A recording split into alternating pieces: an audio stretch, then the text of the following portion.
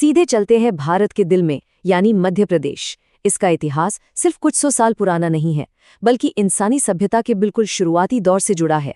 इस विश्लेषण में हम मध्य प्रदेश के उन विश्व धरोहर स्थलों को एक्सप्लोर करने वाले हैं जो दुनिया भर में मशहूर हैं: खजुराहो, सांची और भीमबेटका।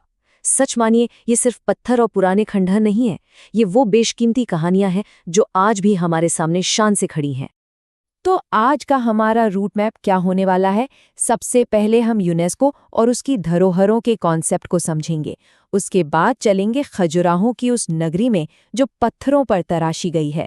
फिर महसूस करेंगे सांचे के स्तूपों की शांति और आखिर में चलेंगे भीमबेटका, जहां आदि मानव ने अपनी पहली कलाकृतियां बनाई थीं। चलिए सबसे पहले बात करते हैं इस यूनेस्को विश्व धरोहर के ठप्पे की। आखिर किसी भी जगह को ये ग्लोबल स्टेटस मिलता कैसे है? हम अक्सर सुनते हैं ना कि फला जगह वर्ल्ड हेरिटेज साइट है। इसका सीधा सा मतलब ये है कि उस जगह का पूरी इंसानियत के लिए एक बहुत ही खास और सार्वभौमिक मूल्य है। यूनेस्को, जो कि 16 नवंबर 1945 को बना था, वो उन खास जगहों को चुनता है जो हम सबके साझे इतिहास की कहानी सुनाती हैं। अब मध्य प्रदेश की बात करें तो कमाल की बात यह है कि यहाँ फिलहाल केवल 3 ही पक्के यानी स्थायी विश्व धरोहर स्थल हैं। लेकिन रुकिए, 15 और ऐसे ऐतिहासिक स्थलों की एक वर्किंग लिस्ट भी है जिन पर यूनेस्को आगे विचार कर सकता है। मतलब ये लिस्ट काफी लंबी होने वाली है। जरा इस टाइमलाइन को देखिए। ये किसी एक राजा या एक सदी की कहानी नहीं है। पूरा पाषाण काल के आदिमानव की भीमबेटका कला से शुरू होकर 3री शताब्दी ईसा पूर्व के सांची के स्तूपों तक और फिर 10वीं शताब्दी के खजुराहों के शानदार मंदिरों तक, पूरा का पूरा मानव विकास आपको इसी एक राज्य में देखने को मिल जाता है।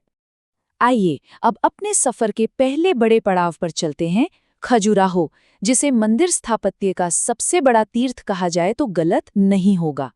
चंदेल वंश के राजाओं ने इन मंदिरों को यूं ही कहीं भी नहीं बनवा दिया था। इनका लेआउट बहुत ही लॉजिकल है।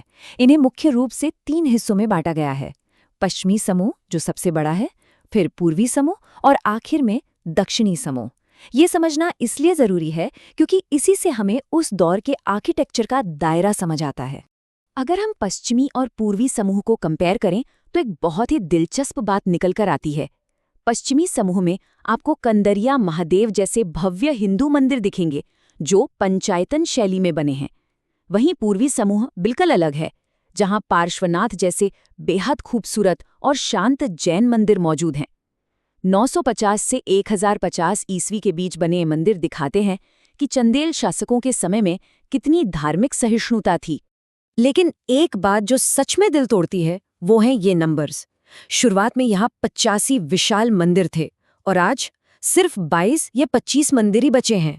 समय की मार और विदेशी आक्रमणों ने बहुत कुछ तबाह कर दिया। जो आज हमारे सामने खड़ा है वो उस खजाने का बस एक छोटा सा लेकिन बेहद नायाब हिस्सा है। अब इस पश्चिमी समूह का जो सबसे बड़ा सुपरस्टार है, कंदरिया महादेव मंदिर, इसके पीछे की कहानी किसी ब्लॉकबस्टर फिल्म से कम नहीं है। कहते हैं कि जब राजा विद्याधर ने अभेद्य कालिंजर किले में खूंखार आक्रमणकारी महमूद गजनवी का डटकर सामना किया और उसे पीछे हटने पर मजबूर कर दिया, तो उस शानदार जीत के बाद भगवान शिव को थैंक्स कहने के लिए उन्होंने ये मास्टरपीस बनवाया था।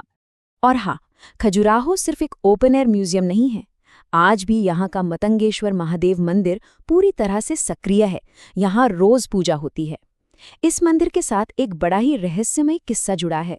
माना जाता है कि यहाँ के विशाल शिवलिंग के ठीक नीचे एक जादुई पन्ना, जिसे मरकत मणि कहते हैं, वो सुरक्षित दबा हुआ है।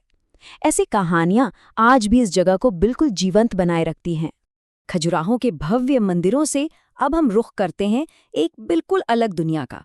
चलते हैं रायसेन जिले में स्थित सांची के महान स्तूपों की ओर। सांची की नींव 3री शताब्दी ईसा पूर्व में महान मौर्य सम्राट अशोक ने रखी थी, और वो भी अपनी रानी महादेवी की खास गुजारिश पर।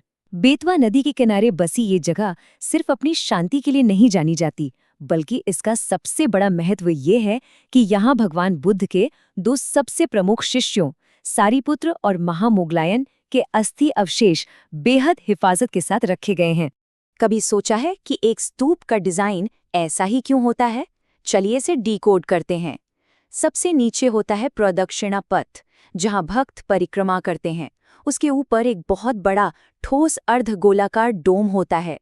डोम के बिल्कुल टॉप पर एक चौकोर रेलिंग होती है, जिसे हर्मिका कहते हैं। इसे देवताओं का घर माना जाता है। और सबसे ऊपर लगा होता है छत्र, जो सम्मान और सुरक्षा का अंतिम प्रतीक है। हर लेयर का अपना एक गहरा मतलब है। सांची की एक और बेहद खास बात यह है कि इसे किसी एक राजा ने रातों रात नहीं बनवा दिया था।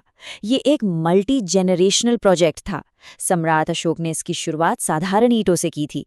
उसके बाद शुंग वंश के अग्निमित्र ने इस पर भारी पत्थरों की परत और रेलिंग चढ़ाई, और सदियों बाद सातवाहन वंश ने इसके चारों तरफ वो कमाल के नक्काशीदार तोरण द्वार बनवाए जो आज सांची की पहचान है। और अब हम समय में एक बहुत लंबी छलांग लगाने वाले हैं। सीधे चलते हैं भीमबेटका, जहां इंसान ने पहली बार अपनी कला को उकेरा था। जरा इन नंबर्स पर ध्यान दीजिए। कुल 700 गुफाएं, और उनमें से 500 में प्रागैतिहासिक काल की पेंटिंग्स मौजूद हैं। ये कोई छोटी मोटी जगह नहीं है। ये अपने आप में आदि मानवों का एक पूरा शहर था, जो घने जंगलों के बीच सदियों तक दुनिया की नजरों से छिपा रहा। इन पेंटिंग्स की सबसे बड़ी खासियत क्या है? ये कोई आम चित्र नहीं है। ये हमारे पूर्वजों की जिंदगी का बिल्कुल लाइव टेलीकास्ट है। प्राकृतिक रंगों से बनाए गए इन चित्रों में शिकार करते हुए, नाचते हुए और अपनी रोजमर्रा की जिंदगी जीते हुए इंसानों को इतनी बारीकी से दिखाया गया है कि हजारों साल बाद भी वो रंग और वो जज्बात एकदम ताज़ा लगते हैं। लेकिन सोचिए, अगर कुछ जुनूनी खोजकर्ता ना होते तो ये सब आज भी मिट्टी और जंगलों के नीचे दबा होता। 1818 में जनरल हेनरी टेलर ने सांची को दुनिया के सामने रखा। 1838 में कैप्टन टी.एस. बर्ट ने खजुराहों की खोज की, और तो और बहुत ही हाल में 1957-58 में वी.एस. वाकणकर ने भीमबेटका को खोज निकाला। इन्हीं लोगों की बदौलत आज हम अपनी इतनी शानदार विरासत को जान पाए हैं। तो खजुराहो के पत्थरों से लेकर सांची की शांति और भीमबेटका की गुफाओं तक का ये सफर वाकई कमाल का रहा, है ना? लेकिन पिक्चर अभी बाकी है। जैसा कि हमने पहले देखा, मध्य प्रदेश के पास 15 और ऐसे ऐतिहासिक स्थल हैं जो वर्ल्ड हेरिटेज साइट बनने की कतार में खड़े हैं। अब यह सोचना बहुत ही रोमांचक है कि मांडू, ओरछा या ग्वालियर में से मध्य प्रदेश का अगला स्थायी विश्व धरोहर स्थल कौन सा होगा? इस दिलचस्प सवाल के साथ हमारा आज का ये ऐतिहासिक विश्लेषण यहीं पूरा होता है। इतिहास के ऐसे ही एक और शानदार सफर पर फिर मिलेंगे।